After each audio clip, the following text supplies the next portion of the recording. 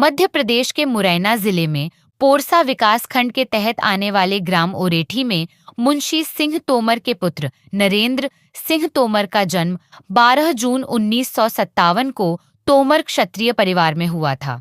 उन्होंने स्नातक की शिक्षा ग्रहण की है। वे इस दौरान महाविद्यालय में छात्र संघ के अध्यक्ष भी रहे। शिक्षा पूरी करने के बाद वे ग्वालियर नगर निगम के पार्षद पद पर निर्वाचित हुए। इसके बाद वे पूरी तरह से राजनीति में सक्रिय रहे।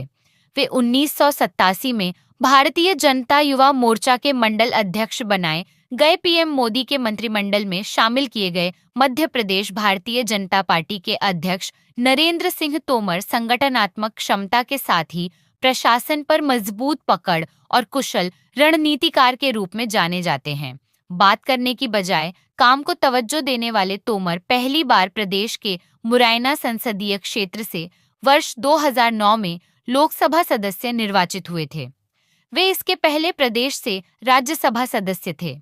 तोमर इस बार ग्वालियर लोकसभा निर्वाचन क्षेत्र से सांसद निर्वाचित हुए हैं।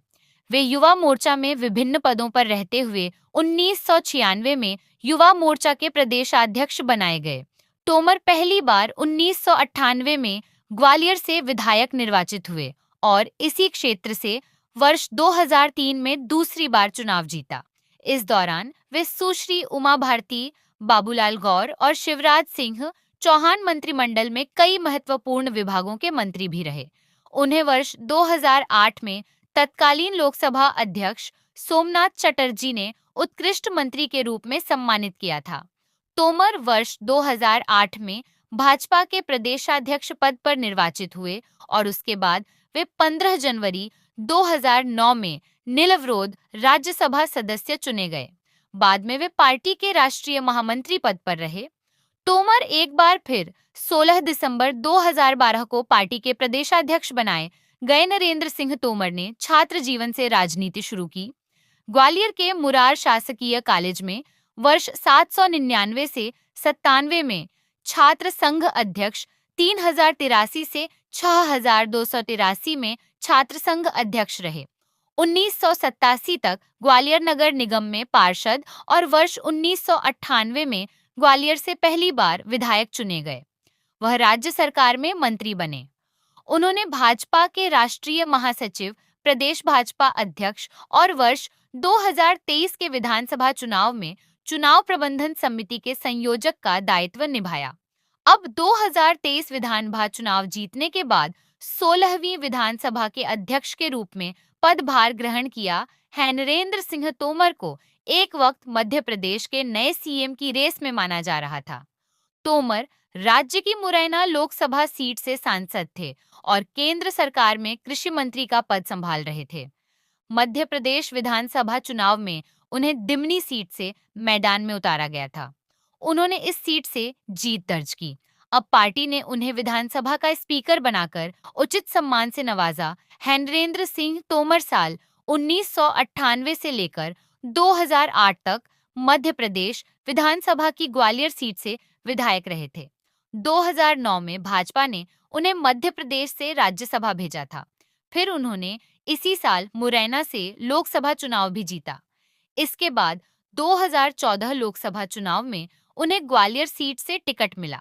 उन्होंने 2014 से 2090 के बीच केंद्र सरकार में पंचायती राज और ग्रामीण विकास, पेयजल एवं स्वच्छता मंत्रालय की जिम्मेदारी संभाली। इसके बाद 2019 में वह फिर से लोकसभा पहुंचे।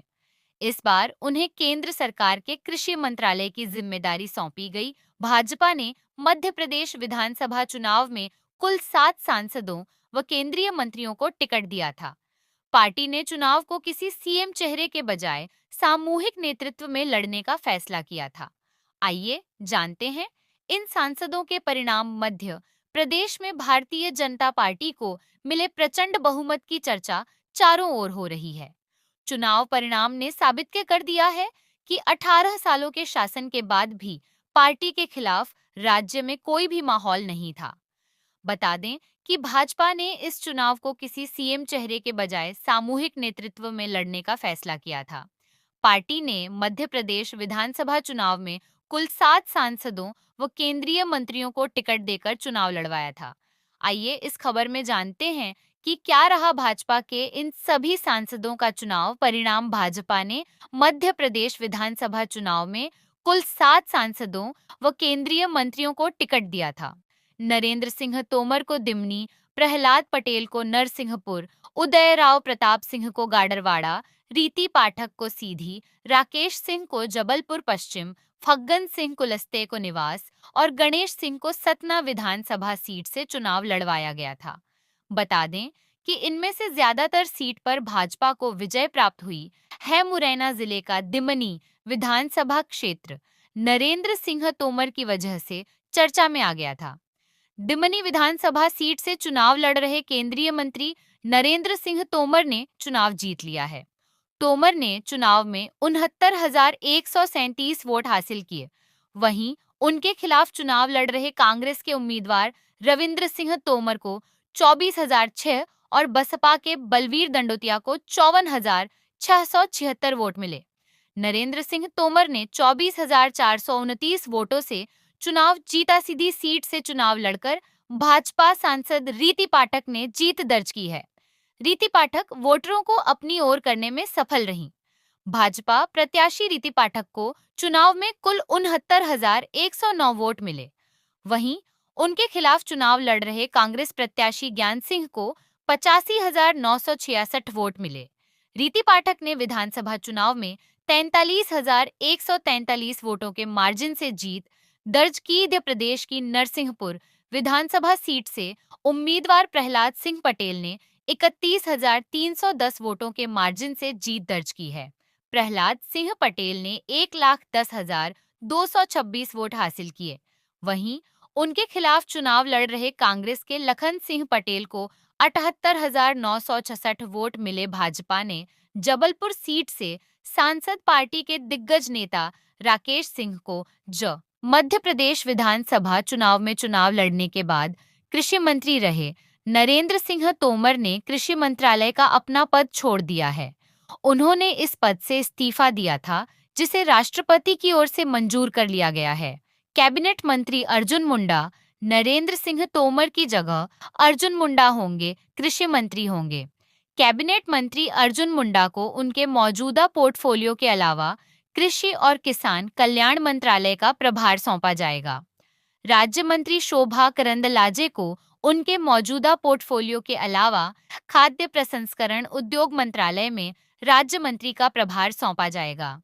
राज्य मंत्री राजीव चंद्रशेखर को उनके मौजूदा विभागों के अलावा जल शक्ति मंत्रालय में राज्य मंत्री का प्रभार सौंपा जाएगा और राज्य मंत्री भारतीय प्रवीण पवार को उनके मौजूदा पोर्टफोलियो के अलावा जनजातीय मामलों के मंत्रालय में राज्य मंत्री का प्रभार सौंपा जाएगा। मध्य प्रदेश में मुरैना जिले की दिमनी सीट से पार्टी ने केंद्रीय मंत्री और वरिष्ठ नेता नरेंद्र सिंह तोमर को मैदान में उतारा था। इस चुनाव में तोमर ने बसपा उम्मीदवार बलवीर सिंह दंडोतिया को हराया था। राजनीतिक जानकारों का कहना है कि बीजेपी ने दिमनी सीट जीतने का टारगेट तय किया था और उसे संघर्ष के साथ हासिल भी कर लिया है। तोमर पहले मुरैना से सांसद भी थे। वे केंद्र में कृषि मंत्रालय की जिम्मेदारी संभालते थे, इसलिए अब उन्हें एक जिम्मेदारी छोड़नी पड़ी है। उन्होंने सांसदी से इस्तीफा दिया है। इस्तीफा देने वालों में प्रहलाद पटेल और नरेंद्र तोमर केंद्रीय मंत्री हैं। वहीं छत्तीसगढ़ से सांसद और केंद्रीय मंत्री रेणुका सिंह भी इस्तीफा देंगी। इस तरह केंद्रीय कैबिनेट में 3 मंत्री कम हो जाएंगे। इसके अलावा राजस्थान के सांसद बाबा बालकनाथ भी इस्तीफा दिया है। इस्तीफा देने वाले सांसदों की संख्या 12 बताई गई है। केंद्रीय कृषि मंत्री नरेंद्र सिंह तोमर के बेट से जुड़े कथित वीडियो के वायरल होने के बाद मध्य प्रदेश की सियासत गर्म है। कांग्रेस इसको मुद्दा बनाते हुए भाजपा पर लगातार हमले कर रही है। राहुल गांधी ने आरोप लगाया कि भाजपा ने भ्रष्टाचार के सारे रिकॉर्ड तोड़ दिए हैं। एक मंत्री नरेंद्र सिंह तोमर हैं। उनके बेटे का एक वीडियो वायरल हो रहा है जिसमें वह करोड़ों रुपयों की बात कर रहे हैं। वह किसके पैसे की बात कर रहे हैं? यह जनता का पैसा है। भाजपा के सभी मंत्री और मुख्यमंत्री भ्रष्टाचार में शामिल हैं। अब इस पर केंद्रीय मंत्री नरेंद्र सिंह तोमर का बयान सामने आया है। नरेंद्र सिंह तोमर ने एक्स पर लिखा, आज सोशल मीडिया पर एक टेम्पर्ड वीडियो मेरे बेटे से संबंधित वायरल किया गया है। यह एक सुनियोजित साजिश का हिस्सा है जो चुनाव के समय विपक्ष की ओर से आम लोगों को भ्रमित और गुमराह करने के उद्देश्य से चलाया जा रहा है। मेरे पुत्र देवेंद्र प्रताप सिंह तोमर ने पूर्व में इस तरह के झूठे वीडियो के संबंध में पुलिस जांच हेतु आवेदन भी किया था।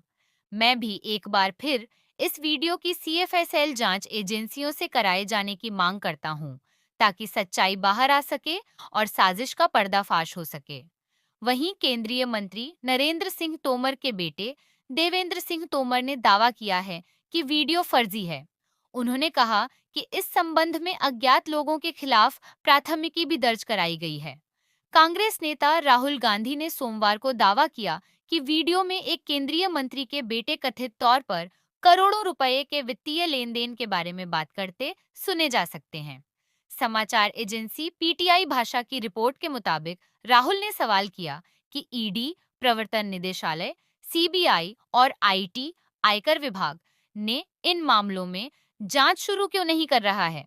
इस बीच कांग्रेस प्रवक्ता सुप्रिया श्रीनेत ने केंद्रीय कृषि मंत्री नरेंद्र सिंह तोमर के पुत्र से जुड़े कथित वीडियो वायरल होने के मामले में एक नया वीडियो मीडिया के समक्ष दिखाते हुए कहा कि केंद्रीय एजेंसियां ईडी, आयकर विभाग, CBI और नारकोटिक्स विभाग अब तक सक्रिय क्यों नहीं हुए?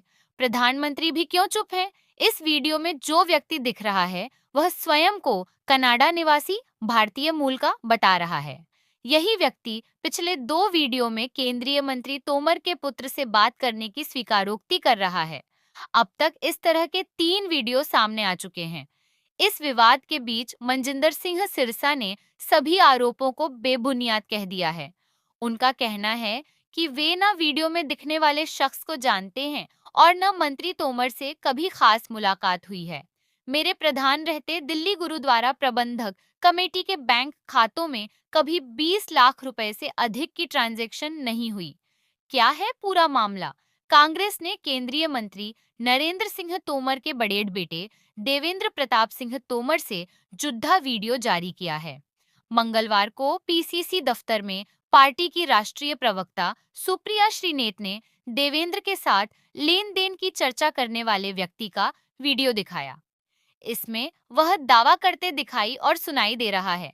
पिछले कुछ दिनों से चल रहे वीडियो में देवेंद्र तोमर से जो व्यक्ति बातचीत कर रहा है वह मैं ही हूँ। सुप्रिया श्रीनेत ने आरोप लगाया कि पैसों के लेन देन के लिए गुरुद्वारे जैसे पवित्र स्थल का दुरुपयोग किया है। इसमें पैसा घूमता है। मनजिंदर सिंह सिरसा उस समय गुरुद्वारा कमेटी के प्रेसिडेंट थे। उनको कैश दे दिया जाता था और गुरुद्वारा के पैसों का बैंक में कोई रिकॉर्ड नहीं होता।